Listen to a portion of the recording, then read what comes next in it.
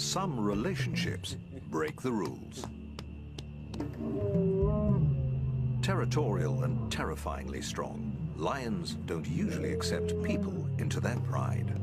Ever get the feeling you've been surrounded by lions? I get it every day. Kevin Richardson seems to have a dream job, looking after lions and other animals that have come to accept him as one of the pride. But there's feuding and fighting when new arrivals send fur flying, and a deadly battle for dominance in another family leaves an orphan on his own. As the park that's become a refuge for the most vulnerable faces financial ruin. I would hate nothing more than to see this place go and the animals in it. It's my life and soul.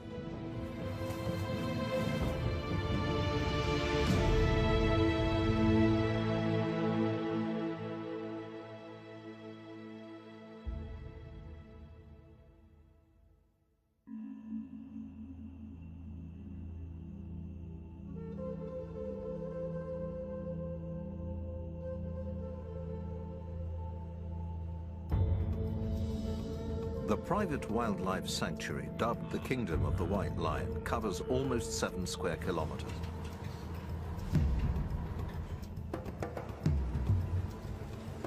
It's home to leopards,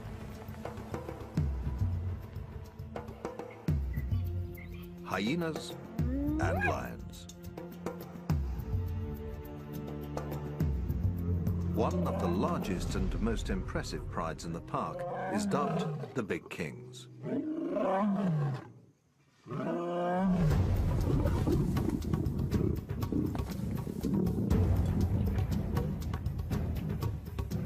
The family is headed by 4 males, 2 tawny lions, Rafiki and Siam, and 2 white lions, Alex and Kaiser. But they are growing restless. White lion Kaiser is challenging the other males for dominance. Kevin fears one of them might get hurt, so he's stepping in as peacemaker. Hey, the big boy. The little big boy. As soon as he reached sexual maturity, everything changed. And he just became interested in one thing, and that was the woman. He's just taken it upon himself to be dominant over them all the time, and he gets extremely aggressive and unpredictable. And this results in extreme fighting between him and the other lions in this group. One lioness in particular is the object of Kaiser's affection. Already battling to pay the bills, Kevin can't afford any new cubs to house and feed. Females are given contraceptive implants. But males still retain their natural mating instincts. Unable to satisfy these natural urges can make them tense and frustrated. Kaiser needs a new home before his frustrations lead to violence. It's only a matter of time before we land up with someone or some lion being killed in this group, or exorbitant vet bills, because the lion's got half his face hanging off. And that's the reason why we're going to have to move him on.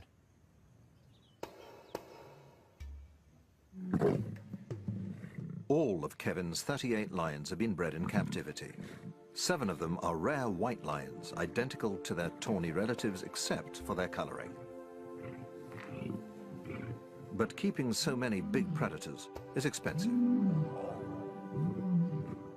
To run a park of this nature, you are looking in the region of around about $15,000 to $20,000 a month. And that's just maintenance, anti-poaching patrols, staff, keeping the electric fences clean. You got your little magic pliers. You know, feeding the lions, watering the lions, making sure they've got proper veterinary health care. They've been de-ticked. Vehicles, petrol, fetching food. It's a big job. People don't realize what a mammoth job it is, taking on looking after a lot of lions, you know, not just one lion. It's, you know, a lot of mouths to feed. Kevin helped to set up the park as a giant film set for a movie about a white lion. It was his job to look after all the animals on set.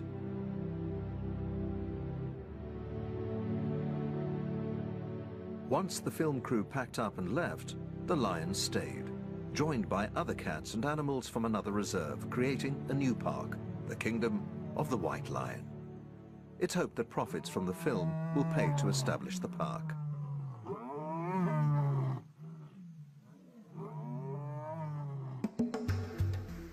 Managing the reserve is a full-time job that includes caring for animals from the time they're born.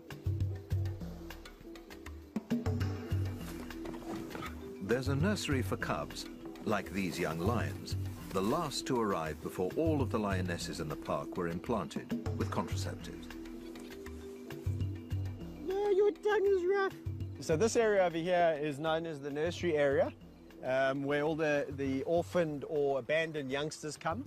And in this particular case, we have two lions that are not related, Mfumo and Vayetsi, about 10 months of age.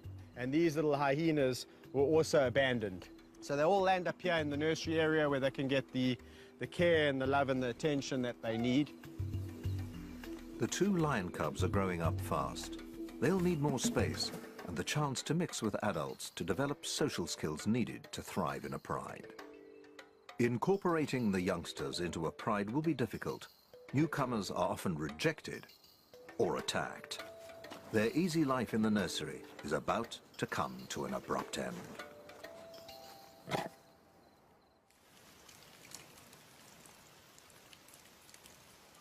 Such care costs money, around £12,000 a month.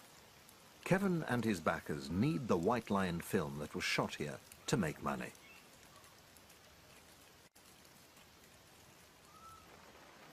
Profits are desperately needed to pay for running costs and the transformation of the reserve into a zoo for paying visitors. If the cash they need doesn't start to flow in, the park and its inhabitants face an uncertain future.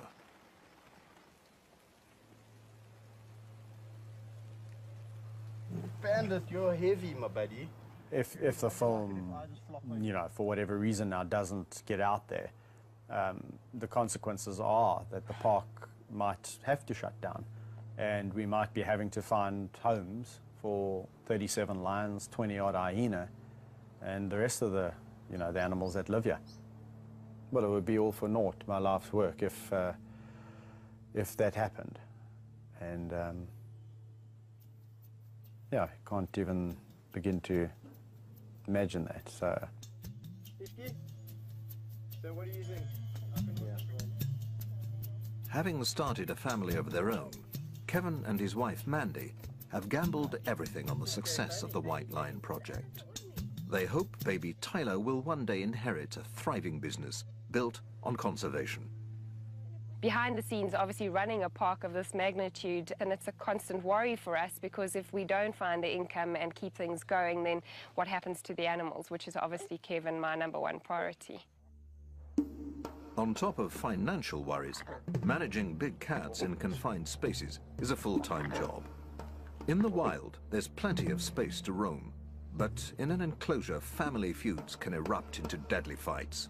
That ear's ringing. In one pride, 3 young lions are approaching the age when, in the wild, they would leave to form a pride of their own. They're starting to clash with their father. They'll have to be moved before one of them is seriously hurt.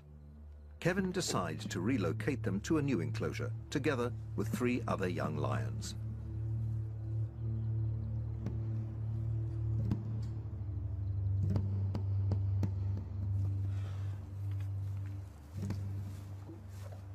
Having hand-raised and spent intimate time with all of his big cats, Kevin has a good insight into which of them should get along together.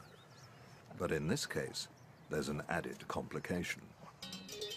I'll tickle you to death. I'm gonna tickle you A to hyena that thinks it's a lion.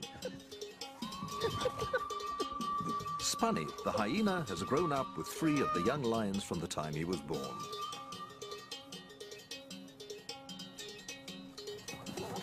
Lions and hyenas are usually considered to be arch rivals that will attack each other at any opportunity. But Spunny has developed feline behaviors that would make him an outsider among other hyenas. He'll stay in the pride where he's long been accepted as an honorary lion.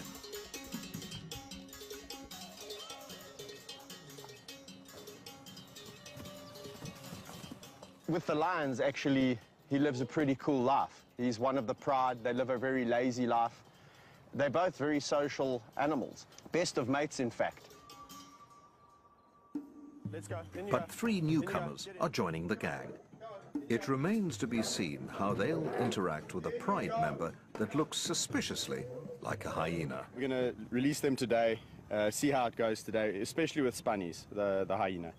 And depending how it goes by 2 o'clock, 2 o'clock's the feeding time. If it's all going well, we'll feed them together. If we suspect that it's a little bit awkward and things aren't going so well, then we'll maybe remove them and take them back.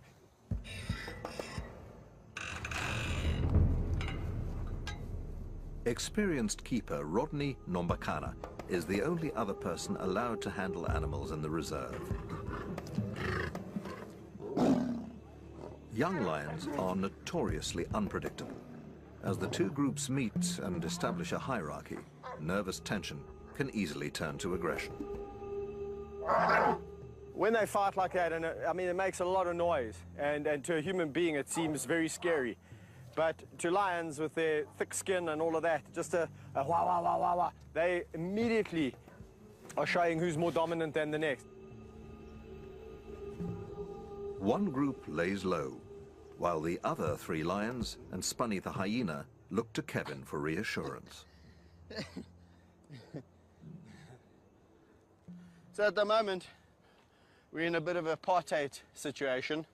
We've got this group, including Spunnies. Spunnies is on the periphery, and myself and the 3 newcomers, and it's segregation. But it's gone really well. I'm really happy about it. There's been a little bit of nose touching and that kind of interaction. No aggression from either side. The 2 groups soon integrate and start to make friends. That's fantastic. Even Spunny finds his place in the new pride. Hyena wins. But the real test is still to come. Feeding time will determine whether the new group can coexist peacefully, or whether a battle for a best morsel will descend into sectarian war.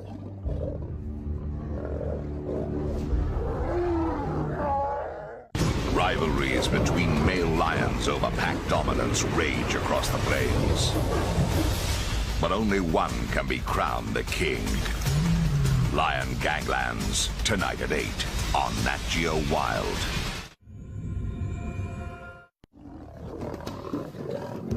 It's feeding time for a new pride nicknamed the Terrible Teens, and an ultimate test of whether the 2 groups that have only just moved in together can get along.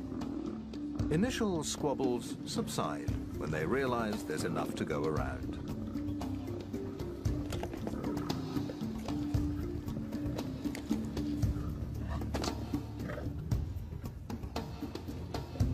Bizarrely, the new pride includes Spunny the hyena, raised with the lions since birth. He thinks he's one of them, and has been accepted as such. Lions, like people, have individual personalities that can clash when different groups are brought together. The Terrible Teens seem to be getting along just fine. But elsewhere in the kingdom of the White Lion Reserve, another big cat is lonely and left out. Thor was a star of a film shot in the park.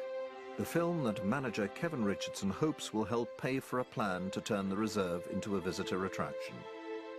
Income is desperately needed to pay for the care of animals like Thor. Lions are social animals, and Thor has been on his own for far too long. But there's a shortage of suitable companions. Thor's about 7 years old now, and he's way past the age of forming new bonds with other male lions. Come. So it's not an option, you know, to put a male lion with Thor. The only option really is females. It's just a really difficult situation at the moment because the nature of the kingdom is that we've actually got far too many males compared to females. And the females that would go with Thor would have to be on the pill. And we don't really want to just acquire 2 female lions to put with Thor. Long walks provide much-needed companionship. But despite Kevin's best efforts, he is increasingly concerned that Thor is lonely. When the days go by and I've had a busy week, the only lion that really is in the back of my mind is old Thor, because I know he definitely needs some love and attention. Out of all the lions I walk with, this must be my favorite because I know how much he needs this enrichment. This is really important to him, living as a bachelor. So, you know, whenever he sees me, it's like, come on, Kev, can we go for a walk? Can we go for a walk in the greater area? So I try and take him out more than the others because they've got, you know, each other's company. Hello, my big boy. What you been doing? Hey, you having fun? Despite their close friendship, Kevin realizes that the lonely bachelor needs the company of his own kind. They need to be robust females, strong enough to hold their own against the big male. Only 2 lionesses fit the bill.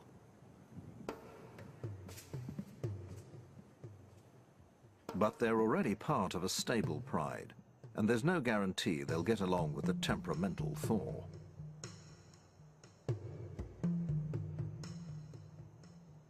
Before introducing them to the lonely bachelor, Kevin will ensure the females are fitted with contraceptive implants. He can't afford any more cubs to feed.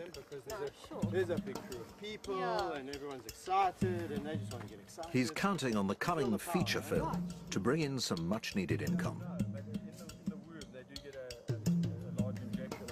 But publicity shots are interrupted by yet another creature crisis, this time in the hyena den. Civil war has erupted in one of the groups.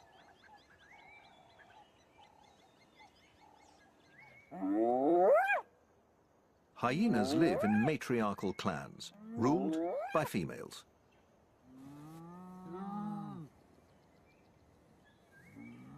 They communicate using a complex language of body movements and sounds to establish their social hierarchy.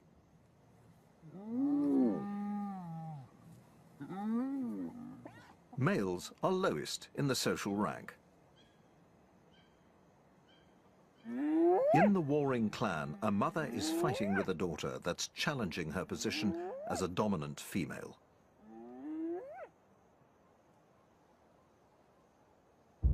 Hey, what's up with you guys? Eh? Hey, Shans? Kevin can tell that something's up in the hyena den. Hello, guys. What's the matter? Hey, what's the matter? You all acting nervous, eh? He's in for a big surprise. Woody? Hey, what's going on with you?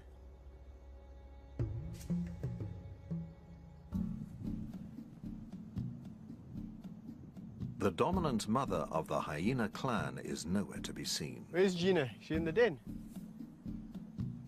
She's usually first to the fence to greet Kevin, but not today. We're all acting very strange. I guarantee you something's up.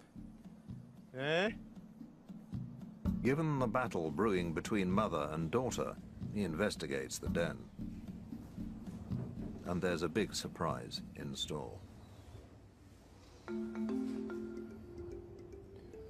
What the? She's got some cubs. There's 3. She's got 3. This is very, very unusual. Hey, look, girl. This is the first time she's had 3. I feel like a little kid on Christmas. I want to wait to unwrap my present. This is amazing because she's actually very calm. Gina's a very protective mother. In fact, ferociously so. You can imagine she will protect these cubs at all costs.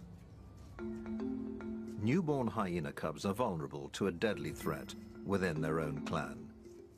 Babies are often cannibalized by rival adults and even their own siblings. Kevin will need to keep a close eye on them.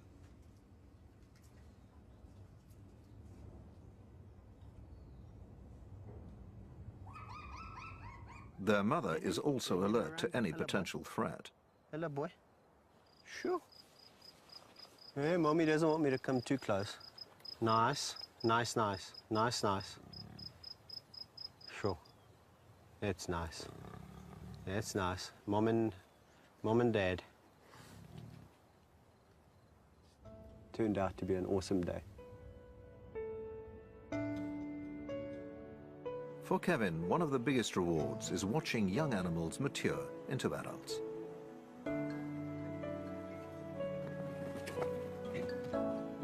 And those closest to his heart are two lionesses he rescued as cubs. Well, over here we have Meg and Amy, probably two lionesses that I'll never have a better relationship with. Our love affair started pretty much 8 years ago when Mom abandoned them. Oh, really? They probably weigh in at about 180 kilograms each. But their characters are so different. Although they've had the same upbringing, the same input, the same amount of love, the same amount of discipline, Amy is a little bit more reserved, sometimes can be petulant. Meg, on the other hand, is just the most boisterous, outgoing, fun-loving lioness you'll ever come across. And that's why I can go swimming in the river with her. She's just full of confidence. If I go in the river, she wants to go in the river.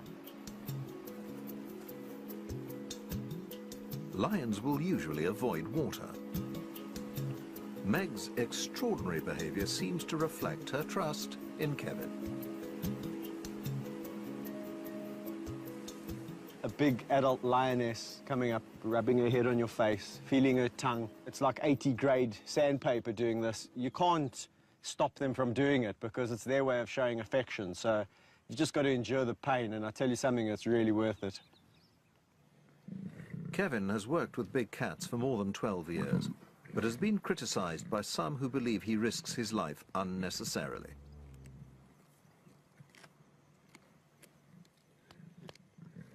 Yeah, I get criticized all the time for the way I interact with the lions. You know, a lot of people say, do you really need to interact with them that intensely? And, you know, it's the only way I really know. But Kevin believes his intimate approach to big cats from the time they're cubs is key to his success. He claims he can read their moods and personalities, what they like and dislike. He won't interact with any lions he doesn't know.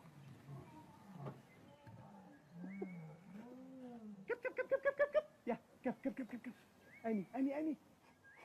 So Meg and Amy are just those two unique individuals that I can do this kind of thing with quite freely. And truly, if I fell asleep in this enclosure, I honestly can say I fear not that they would jump on me and try and eat me while I'm sleeping.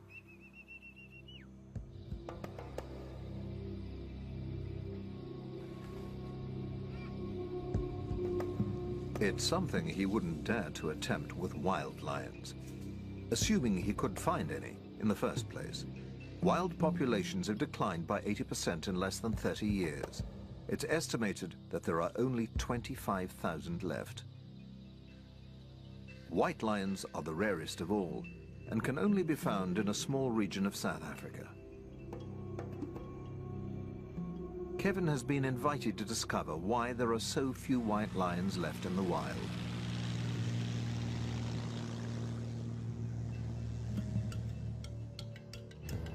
He's flying to the Timbavati Nature Reserve, part of the Greater Kruger National Park, a vast wilderness area covering more than 23,000 square kilometers. Only 11 white lion births have been recorded in the last 5 years, and of those, only 3 are thought to have survived.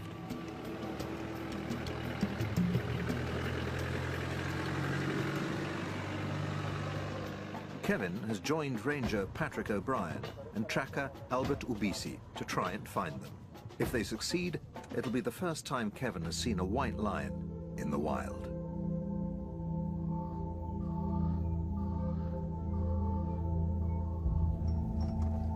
So, yeah, we're not far now. We've been tracking the lions for some time now. And we know it's the group that we're looking for because we can see the adult females and we can also see the cub spoor. So it's just, I reckon, around the corner there. Albert's told us we should expect to find some lions, hopefully. Yeah.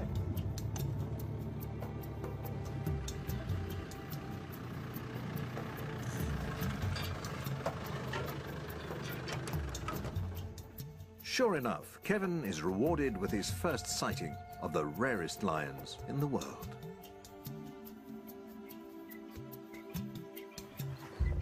This is awesome, man. Very good. White lions display a rare recessive gene that inhibits the production of color in their fur. But they are not albinos. Their paw pads and lips are pigmented, and often their eyes are bluish instead of the usual golden brown.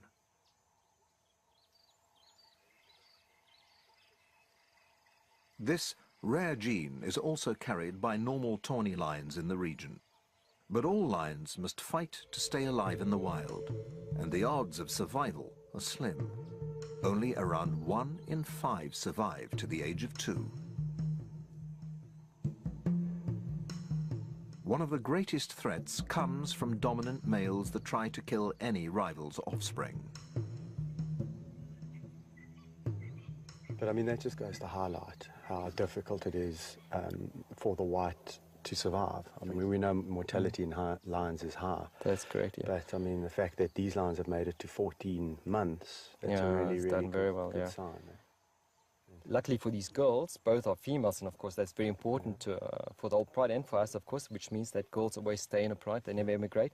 Of course, lionesses are the core foundation of a pride, and with these 2 girls staying in the pride, it just means that, of course, it's going to be great in the future to see these 2 girls grow up and become adults. Isn't that going to be fantastic? Eh? Can you imagine, coming here in 2 or 3 years from now and seeing these massive adult white lions hunting? I'm going to be back, I'll tell you that much. I will be back. Very impressive. Captive white lions, like those in Kevin's protected reserve, obviously have far better chances of survival. He believes the best way of ensuring their survival in the wild is to conserve the dwindling tawny lion population that carries the white gene. As you know, at the Kingdom, several white lions that I work with, and I've always just been maintaining that we should be conserving the tawny gene in this area specifically. And, you know, when I was told that these cubs were born, I was like, you see, I mean, that just goes to prove that there's tawnies carrying the gene. You know, both mothers are tawny, and that clearly indicates that, you know, you don't have to be a white lioness to produce white cubs. And there's a very good chance, and maybe that white gene is a lot more prevalent than what we actually think it is. And even more reason to be protecting these tawnies in this area. Exactly, and this is what's so important about this area, is the fact, you know, this is the only place that they are naturally still found. Yeah. The trip has given Kevin time to reflect on the role he'd like his reserve to play in lion conservation. If he can transform the park into a public attraction, he hopes it will help inspire people to support conservation. But he needs money to do it, and that depends on the success of a feature film.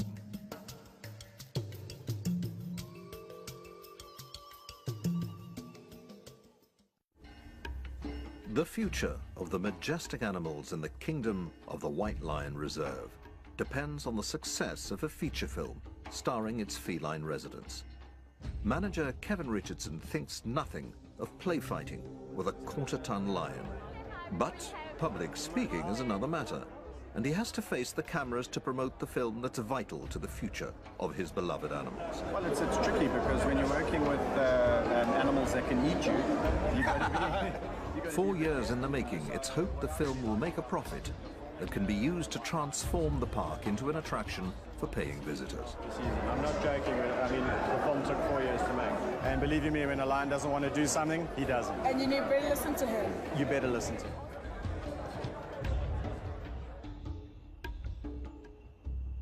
Over the following days, the movie receives its first reviews. City vibe, yeah, feline feast. 4 out of 5. The critics have been kind, but it remains to be seen whether the film is attracting enough cinema goers to turn a profit. It costs money to look after big cats like Kaiser, a white lion that's outgrowing his enclosure and ganging up on the fellow members of his pride. But there's just no room left in Kevin's reserve.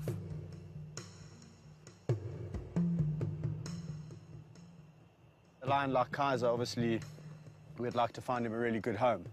So you've got to go into, you know, the details of who's this person, how long have they been involved with lions, do they have the right documentation, what's the facility like, what's his enclosure going to be like, because he's really been used to a great life. It could take months to find Kaiser a good home. Unscrupulous overbreeding of lions in South African parks and zoos means there are already too many big cats looking for homes. Some end up in so-called canned hunts, in which they are released to be pursued and shot by trophy hunters. Kevin simply won't allow that to happen to one of his cats.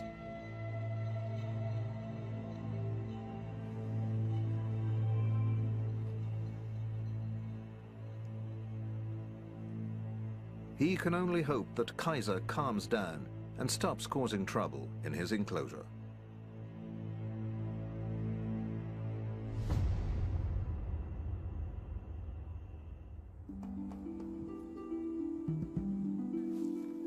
In the nursery, two cubs that have grown up together are fast approaching adolescence. They'll have to be introduced into an adult pride to gain the confidence and social skills they'll need to thrive.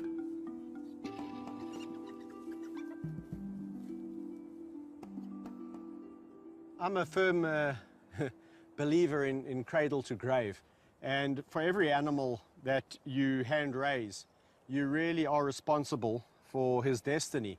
So if an animal has been taken away for whatever the reason, it's a lifetime commitment, and you've got to really figure out what's going to happen with that animal when it gets older. Come, boys. Come, Fumu. Come, boys. The cubs have a big week ahead of them. Let's go. Come. Come. Let's go. Come. Good boys. The plan is to gradually introduce the cubs to the adult members of their new pride, the so-called terrible teens.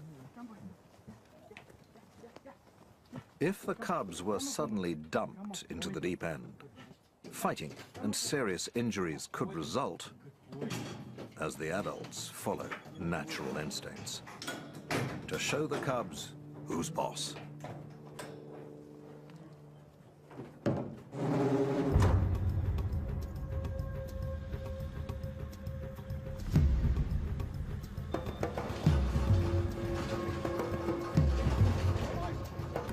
Concerned that the terrible teens may gang up on the cubs, Kevin decides to split the 6 adults into 2 groups of 3. The cubs will stay protected inside their cage in case there's any trouble.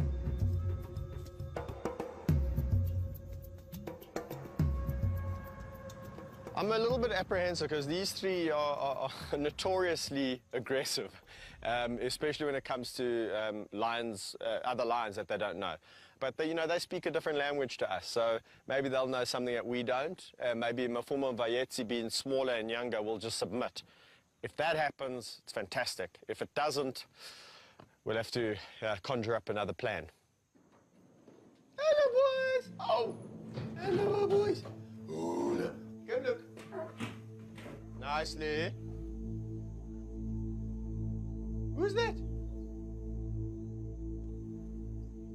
Look, they've been so nice and friendly. Despite Kevin's initial anxiety, the mood seems relatively relaxed. This is much, much better than I expected. This is phenomenal. There was like almost some form of, you know, acknowledgement that we know we are a little bit weaker than you guys, you 3, we 2, we younger. So it was really, really good. Some new friends. Oh. It is so tempting to release Mafuma and Vayetsi with this group because it's gone so well. But in all the years of experience, I've realized one thing: overconfidence is a bad thing. And I just think we should wait probably another 1 or 2 introductions like this before we release, because they can almost lure you into a false sense of security where you think, everything's okay. And as soon as you open this gate, it's a different story. Next, Kevin introduces the youngsters to the more unpredictable half of the terrible teen's pride. Unbelievable. Bandit. They're the oldest and most unruly trio of the group. Quickly surrounding the van, they seem to sense the new arrivals inside. Once again, the cubs are kept in the cage for their own safety. It's not the terrible teens, but one of the cubs that gets aggressive, albeit from behind the safety of a cage. Come on, be nice. Be nice. Vayetzi, why you being a naughty boy? Don't be a naughty boy. Oh, whoa, whoa, whoa, whoa. Eh? That was really incredible interaction. It went exactly opposite to how I thought.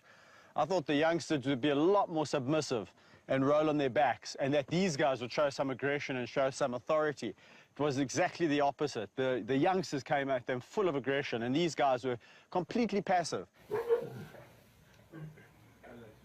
How are you doing in and amongst all of this? Kevin keeps the van open for an hour, hoping that relations will improve. Hey, Vayetzi! Okay, so I think what I'm going to do is let them all out together. We've done this a couple of times. There's hardly any interest. The only lion that's really showing any form of aggression is Vayetzi. It's because he's a bit nervous. Mafumu is completely relaxed. These guys are not going to do anything bad. I think if anything, it's going to come aggression from the youngsters. These guys might give a wah, wah, wah, and it's going to be all over. So I'm going to go and let them out. Be nice. Okay. Without the protection of a cage, cub Vayetzi's bravado quickly fades into submission.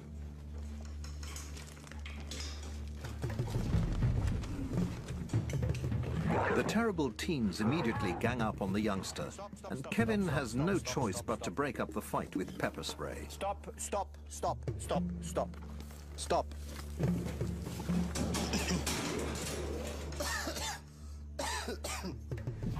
I just got a hunch that it would be okay to let them all out. They're all in jolly moods, and especially the youngsters have been extremely submissive. So that's until Mr. Bandit decided to pick on them. And once he started picking on them, Bobcat came in from behind, where I had to defuse the situation with a little bit of help from a friend called pepper spray.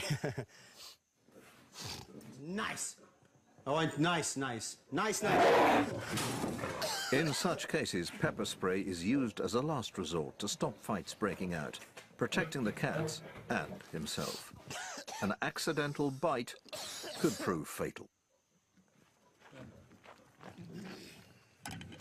Kevin rarely uses pepper spray, and it's always him that suffers most.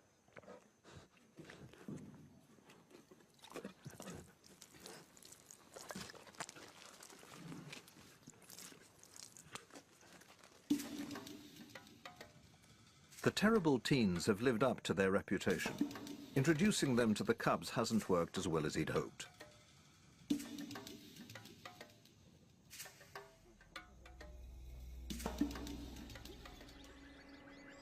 Discord seems to have spread to the hyena den, where a deadly power struggle is unfolding between a mother and daughter. Hello, Junior. Hey, Ma. How's your cub? Hey? Two of Mother Gina's newborn cubs have disappeared. What's happening? Hello, my girl. But the matriarch is out of the den and appears restless. Why are you out the den? You should be with your baby. He investigates the underground den. There's three. Hey, my girl. Hello, Gina. There's three hyenas. Hold on, I'm a bit confused here. You're not going to believe this, Oslo. That must be her cubs. I didn't even know she was pregnant. Hey, hello, my girl. Hello, Gina. Hello. The matriarch's remaining cub is still alive, but her daughter Oslo has also taken up residence in the den and given birth to 2 more new cubs. Kevin believes the daughter may have killed and eaten her mother's cubs in a battle for dominance. Yet the two seem to be coexisting peacefully enough. Kevin hopes it's the end of bloodshed in the clan. But the civil war is about to escalate. What's going on in here, guys? Eh? A mother and daughter are killing each other's cubs in a savage battle to dominate the hyena clan. My goodness, what's going on here? Eh? A total of 4 cubs have disappeared. Matriarch Gina is avoiding the den. It's a bad sign. She seems a little bit calm and friendly, and that's a bit worrying, because if she had a cub, she would be a lot more cautious and protective. The hyenas are behaving strangely. The daughter and another male are raising their tails, a clear sign of aggression. These guys are showing signs of a little bit too much aggression, and I think we should start hopping out of here, right? Kevin investigates the den that just days ago was alive with newborn cubs. Let's just see if I can entice him down here. This is crazy.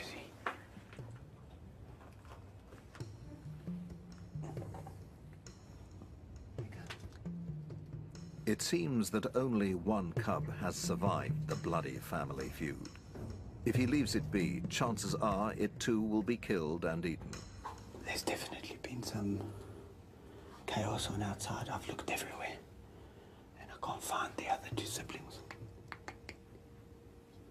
It looks like either Gina's probably come and killed one of Oslo's, and Oslo's in return killed one of Gina's, so Gina's got no cubs left.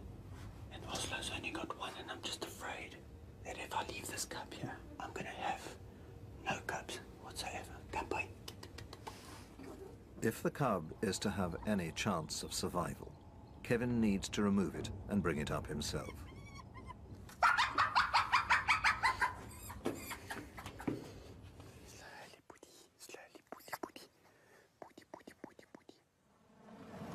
Hand-raising the hyena cub is another full-time job with another costly mouth to feed.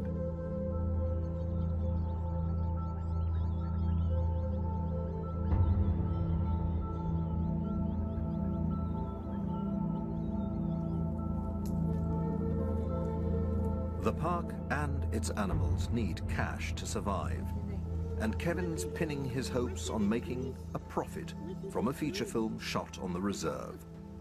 But it seems box office takings won't be enough. The park needs to be operating and basically paying for itself in about 6 months from now. And if that isn't the case, yeah, again, it's going to be quite a battle to see where we can kind of get funding from and see if we can save it.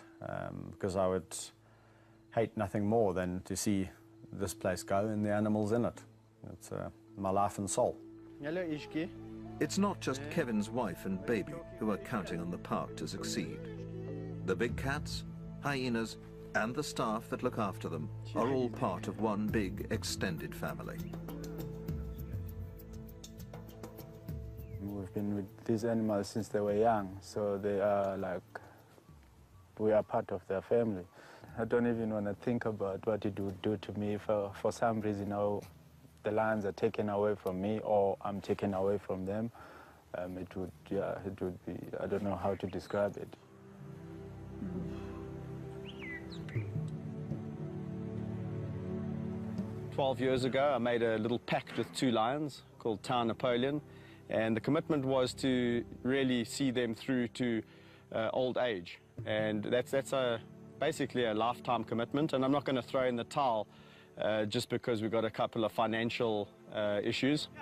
Like the bush trails stretching before Thor, the lonely lion, the road ahead seems uncertain and strewn with shadows under a setting sun.